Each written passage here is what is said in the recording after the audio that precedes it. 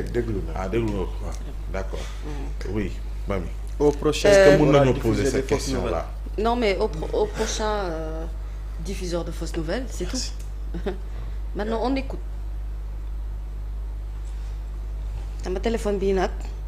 naa ne. Ousmane Sonko est entré. jëlal exemple. démb fii nii tu entends Cheikh Tidiane Dièye qui dit Ousmane Sonko est entré dans le coma.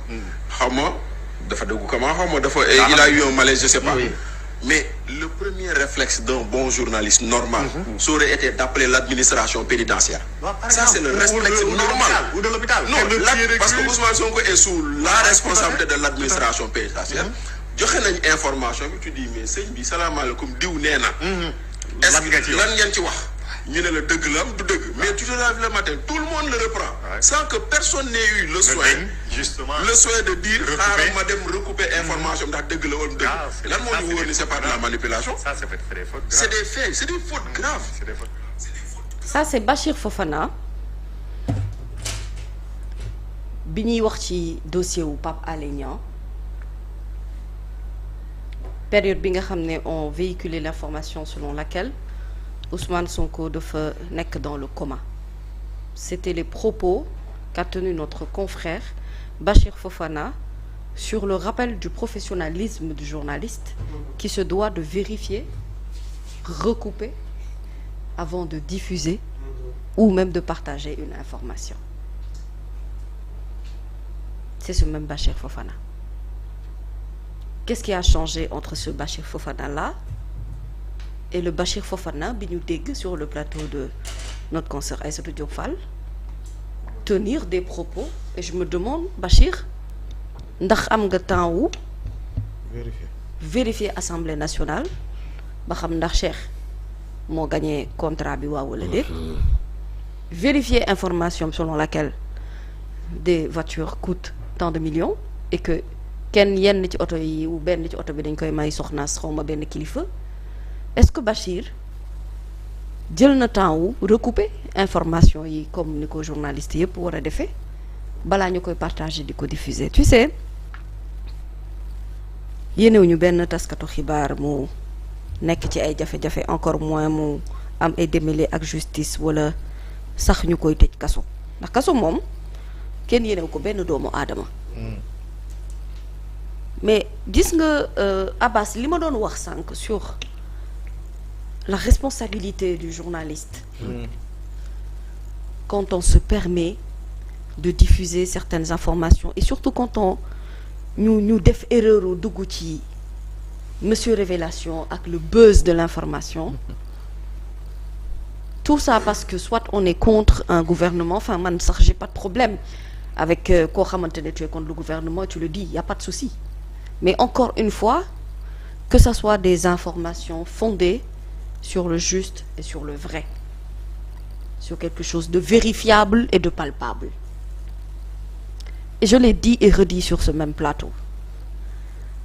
ñun journalistes c'est-à-dire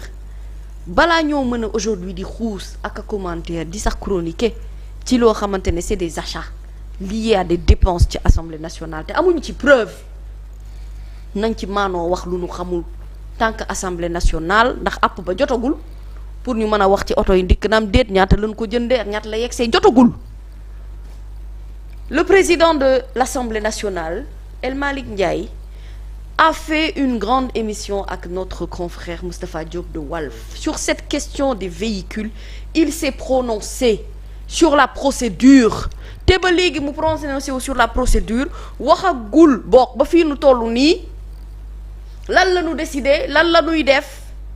lu dul ni préciser ne chaque député am na indemnité 900 000 par mois mu ne loolu nag dafa ëpp. Il trouve que ñu doter leen de matériaux yi leen di permettre ñu mën a liggéey normalement te député buy liggéey nag bu wutal ko oto bu muy doxee ay yitteem wax dëgg yàlla ku nekk nag ci télé yeeg ci rajo yi takk micro yi rek ralli rek ku ne di wax mais man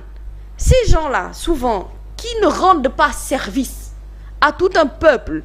di gis dëgg nii teg ci seen tànk bon je ne parle pas de ay Abdoumba ak ay Yuma ñooñu waxuma seeni wax quoi parce que ñooñu franchement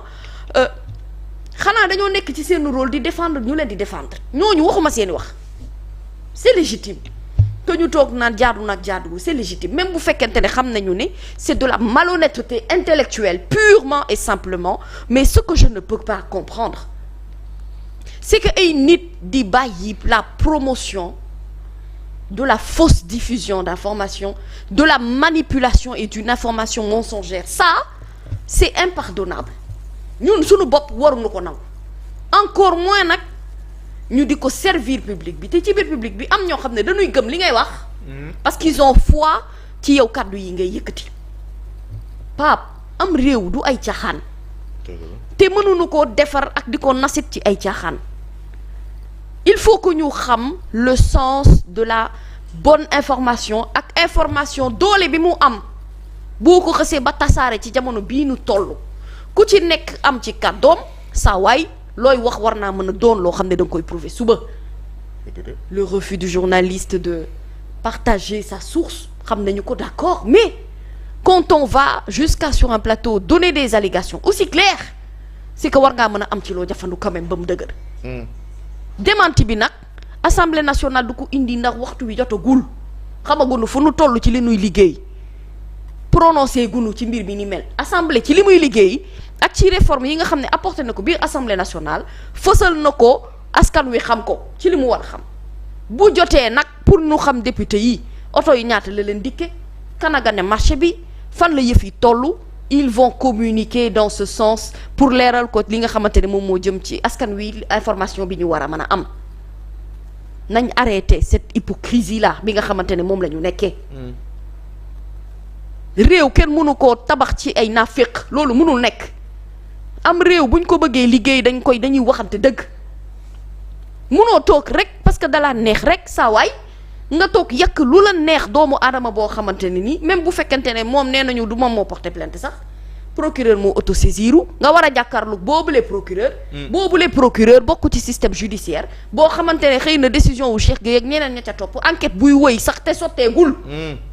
nga am fitu toog di ci wax mooy ne yow war naa am wéeruwaay bu dëgër nag nit nag boo amul wéeruwaay da ngay neex ba max te ñun leen nu yabee itam ñenn ci suñuy doxalinu mbokk la nañ waxante dëgg yab nan nu yab goo xamante ne nii saa waay simila ak saa la ñu jël ñëpp mettre dans un même panier et je l'ai dit et redit encore une fois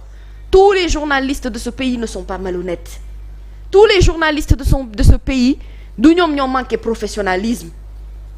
tous les journalistes de ce pays am na ñuy respecter éthique ak déontologie am na ñuy def seen liggéey nu mu waree mais bu fekkente ne am ci kenn ku ci jàdd yoon ki jàdd yoon na nangu ne moom déjà jàdd na yoon mooy ne yenn information yi même boo ko amee mais tout n'est pas bon à dire sur un plateau de télé Pape Ousmane même bu fekkee tu as cette information là tu veux avoir l'exclusivité mais au moins il faut savoir de quoi tu parles et li ngay jël comme kaddu nga assumer entière responsabilité bi jëm ci wàllu woowee loolu pour man c'est un travail boo xamante ne un travail en soi que moi je dois faire que tout le monde doit faire. buñ ko booleeg loi boobu jëm ci lanceur d'alerte war a jëm ci réew mi moom. oui lanceur d'alerte d'accord mais tu sais le travail du journaliste est même encore beaucoup plus noble que le travail de lanceur d'alerte c'est-à-dire que ñun il faut ñu xam ñun ñooy ñan lan la ñuy représenter ci réew mi te quoi qu'on puisse dire fii changement de régime bi ak basculement bi am mais mënuñu ci génne loxo yenn taskatu xibaar yi. franchement sont mené le combat ba jeexal tàkk. am ci ay nit ñu ci tëj am ci ñoo xamante ne dañ ci subir lu bare lu nit mënta wax donc à la limite ce serait même très injuste nga jël ñëpp mettre dans un même panier du dëgg du yoon man su ma gisee sax ñuy manquer de respect ñenn ci ay journalistes yi man duma comprendre même le sénégalais je me dis fàtte xaju fii mais il faut que ñun tamit ci sunub liggéey ci sunub doxalin ñu jox suñu bopp cër doo toog rek di bàyyeeku rek di wax lu la neex ni mu la neexee saa yu la neexee jëbleel ko ci ku la neex loolu dëppawul ak yoon te ñiy atte it nanu atte dëgg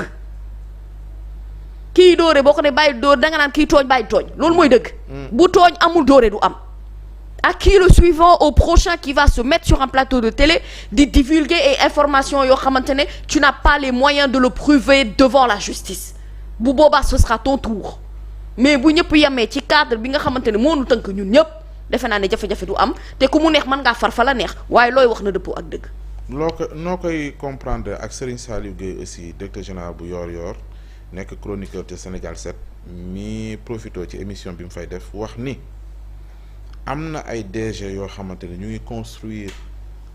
kër yoo xamante ne mu ngi toll ci 100 millions de francs CFA moom Serigne Saliou Gueye di interpeller l'autorité compétente invité ko à réagir ci dérive yi mu jàpp ni yu jéggi dayoo la yu scandaleuse ba pare woo ñëpp ci transparence ak it reddition des comptes boo xamante ni jëm na ci sunu moomeelu réew. Serigne Saliou bu waxee information bi ni mel moom itam te mu am moyen yuy prouver ne dëgg-dëgg il y a des directeurs généraux qui fonctionnent comme ça. L'autorité bi mu saisir effectivement moom itam automatiquement war nañu mën a gëstu loolu ba xam ndax am na waaw wala déet te bu fekkente ne am na bu